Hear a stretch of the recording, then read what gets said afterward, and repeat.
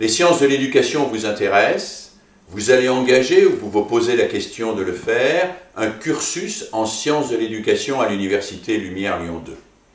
Alors peut-être faut-il commencer, quand on réfléchit aux sciences de l'éducation, par la question fondamentale, qu'est-ce qu'éduquer et pourquoi est-ce si important d'une manière générale et dans nos sociétés aujourd'hui?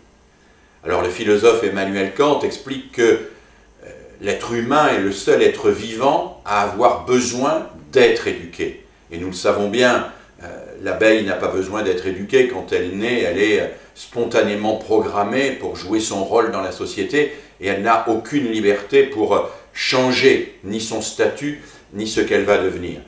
Nul n'a jamais vu une abeille démocrate, l'abeille est génétiquement royaliste, mais aucun enfant, quand il naît, n'est génétiquement ni démocrate, ni royaliste, ni républicain.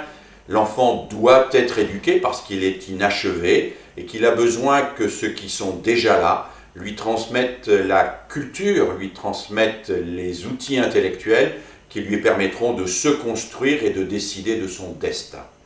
L'éducation est donc un phénomène absolument fondamental, anthropologiquement essentiel pour la construction d'un sujet. Alors si on va maintenant un tout petit peu plus en profondeur, comment se passe ce processus éducatif? Une relation entre un et des éducateurs d'un côté et des éducateurs de l'autre, une relation qui peut passer évidemment par la médiation d'objets. L'éducation passe de la chambre du bébé comme il court. C'est une relation dissymétrique dans laquelle il y a des adultes qui déjà ont l'expérience du monde et qui décident d'une certaine façon à la place de ceux qui arrivent, de ce qu'ils doivent s'approprier pour accéder au monde, à l'intelligence du monde et à la société. Si les enfants pouvaient déjà décider eux-mêmes de ce qu'ils doivent apprendre, c'est qu'ils seraient déjà éduqués, donc il faut bien les guider dans cette tâche. C'est une relation dissymétrique, une relation absolument nécessaire, parce que nul n'a jamais vu un petit homme accéder au statut d'humain sans la médiation d'autres humains déjà adultes qui leur transmettent les fondamentaux de ce qui va leur permettre de grandir. C'est une relation nécessaire, mais c'est aussi une relation provisoire. Elle est provisoire dans la mesure où précisément elle vise l'émergence d'un sujet qui pourra décider de sa vie, décider de ses choix, décider de son engagement dans la société. Et on voit bien à quel point l'éducation, qui est à la fois un phénomène anthropologique essentiel, devient aujourd'hui un phénomène politiquement essentiel.